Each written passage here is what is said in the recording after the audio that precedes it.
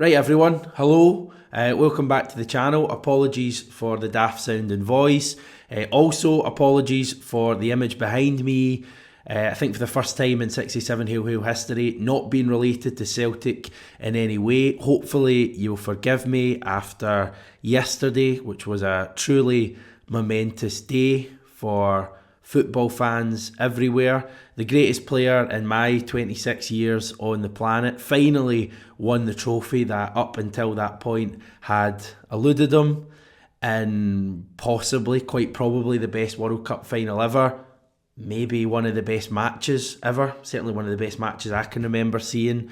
And it was truly amazing. So I just wanted to honour the great man Leo Messi today in our own 67 Hail Hail way. I don't really know what else I can say about the match yesterday. You will all have seen it, I'm sure. At the very least, highlights. It was amazing, incredible. On top of that, as you can hear, my voice is struggling a bit. That may be linked to the match that we're talking about as well, and being at the pub watching it. So I'll hand over to some of Celtic's current players and a former one at the end to see what they were saying after the match on social media. And kicking us off is Joe Hart, who posted an Instagram story shortly after full time to say, "Best final I have ever seen. Congrats to all players. Leo Messi, the greatest. Huge congratulations to Hugo Lloris, that is his ex-Spurs teammate, and Emi Martinez. What a game." Stephen Welsh took to the same platform just simply to say the best with the wee goat emoji. We had Leah Labada saying similar. That photo is definitely photoshopped. We had Greg Taylor saying the greatest World Cup final ever, won by the greatest ever. We also had the likes of David Turnbull as well having their say. But just to finish this one from Scott Brown on Twitter, Messi, GOAT, end of. Also a big well done to Josip Juranovic and Croatia, who beat Morocco in the fourth place playoff on Saturday. Juranovic didn't play in that match, but an amazing achievement for him and Croatia to finish third at the World Cup, especially after finishing second at the last tournament. And I think we're going to see plenty more of Josip Juranovic in major competitions, major international tournaments in the years to come, although they may not be playing for Celtic. I think that's probably a pretty safe bet at the moment. Right, if Messi is the GOAT, then Callum McGregor can't be very far behind. We're going to speak about him and Celtic now.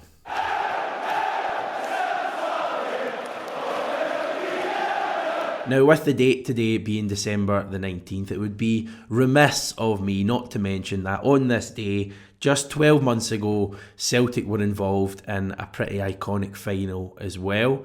May not quite have made the same headlines around the world as yesterday's match in Qatar, but for us Celtic fans, it was momentous as well. It was the Kyogo final, 2-1 victory, coming from behind to beat Hibernian to clinch last season's League Cup. Ange's first trophy as Celtic manager, first of two that he won last season. Hopefully more to come this season. We're certainly in a good place at the moment. And a year ago, it seems much longer than a year ago. At that stage we didn't even know about Matt O'Reilly and Hatate and Maida.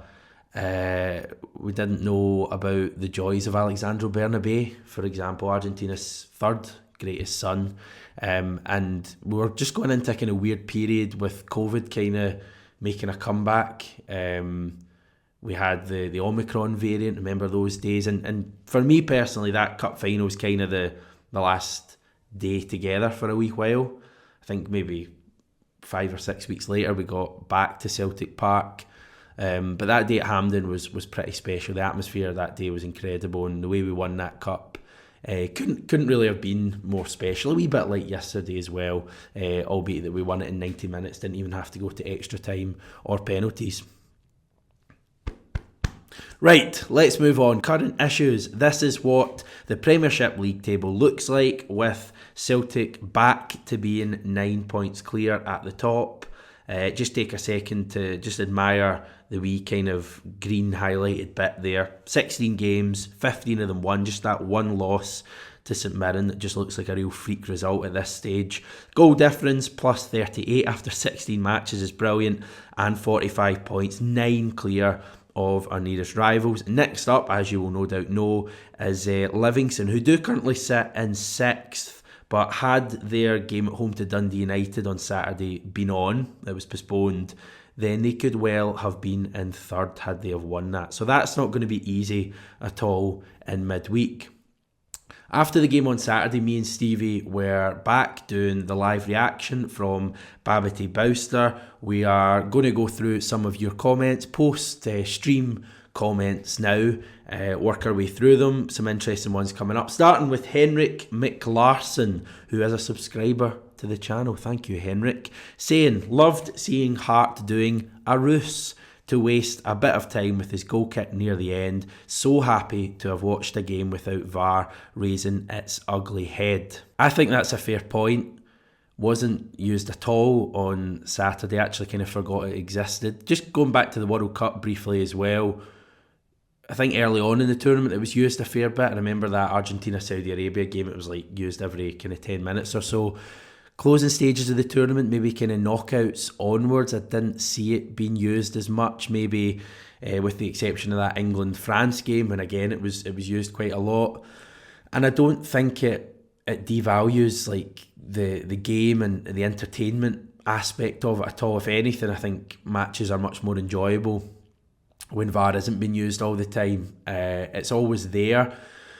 But, you know, we were getting to the stage with Celtic games before the break when it was just being used so often. And hopefully it's a case of, like, Christmas is coming up, right? So those at Clydesdale House who would never criticise got their new present and they were playing it like mad. They wanted to do it every 5 minutes. Bring in this, let's look at that handball, penalty calls, offsides, etc.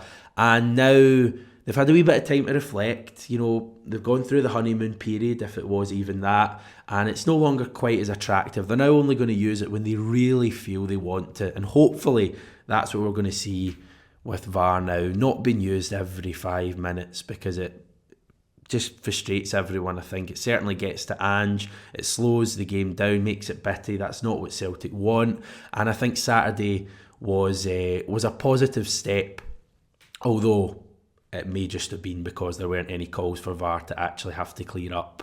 But then again, there were a couple of ones that I do think maybe in the early days they would have stopped play for, and the ref would be standing there like that for 5 minutes. So hopefully a sign of things to come. Right, next up, Dominic Sidonio. I thought we weren't quick or clinical enough in front of goal, and our shooting from outside the box was abysmal today. That's obviously on Saturday. When a team stick 10 players in front of you, you have to play speedy 1-2s in the box to open up the defence. Kyogo and Jota were so wasteful today.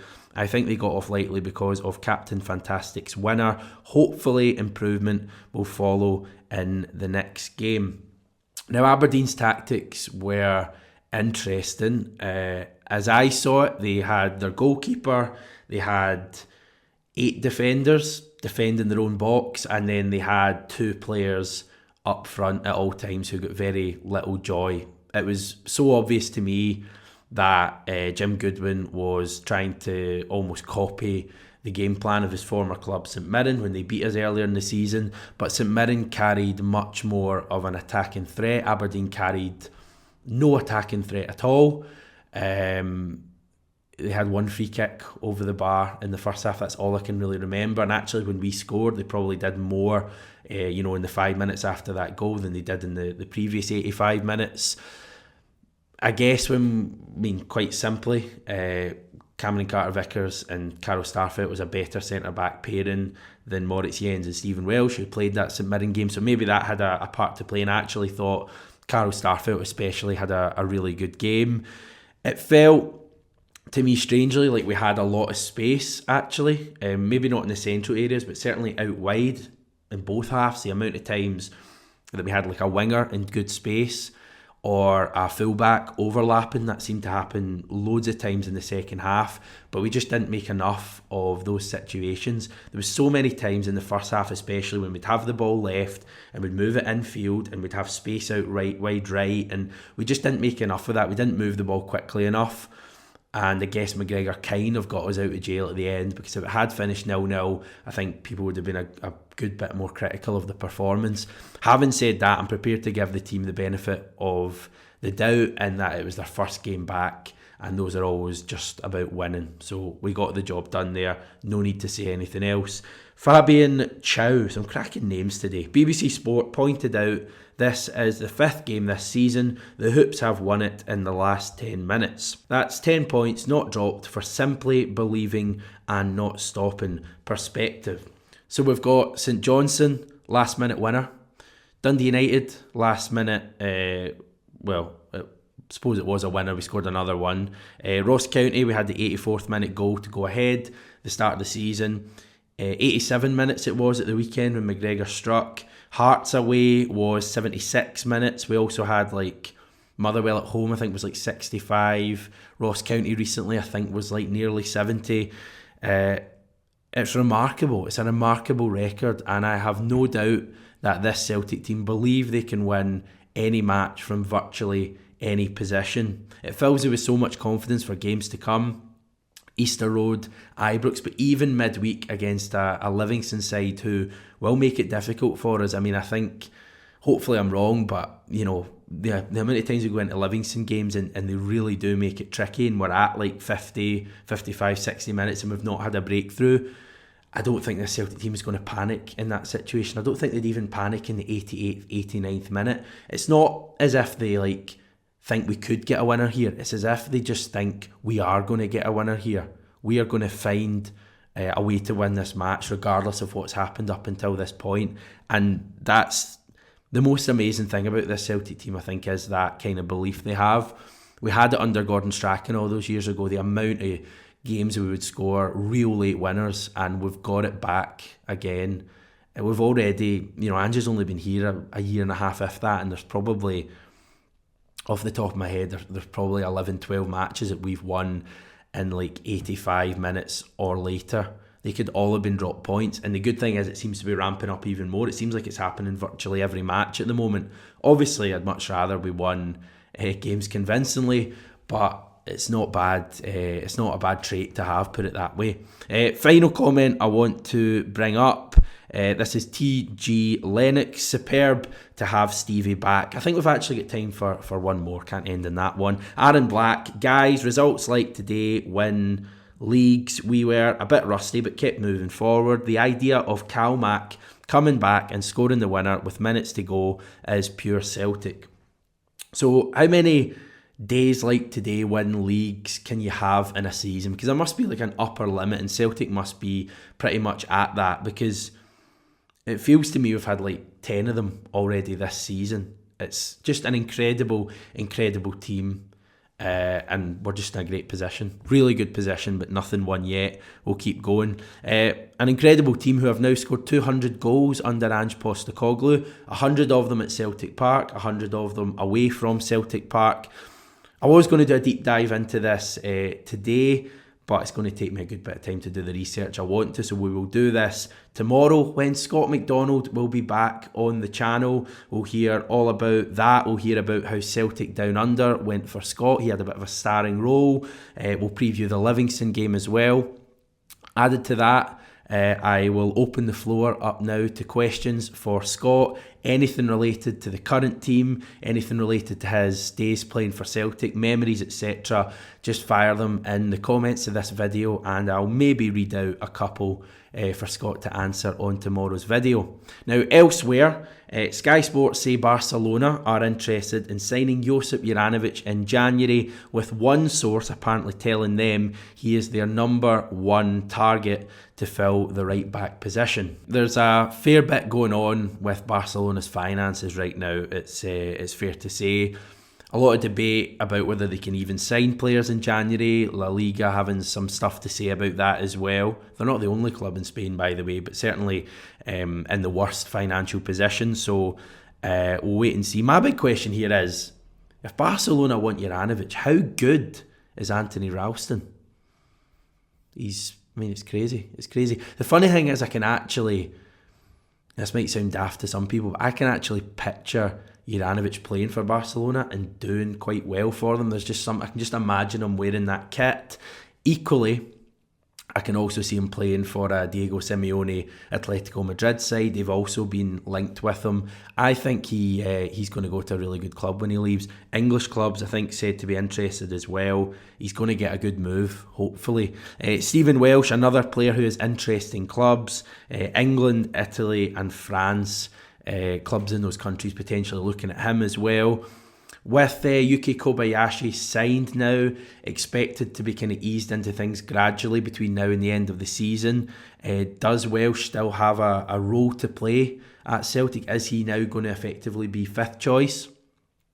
Or is a loan move better for him, just to see if he can push for a starting Celtic place? We know in the past that we've kind of rebuffed these bids from, I think Udinese were the big one. There was a team in France as well who wanted him, and Ange really doesn't want to lose Welsh, or didn't want to lose Welsh, because he sees him as a big part of Celtic's squad. Is that still the case now that we've got Jens and Kobayashi in as well?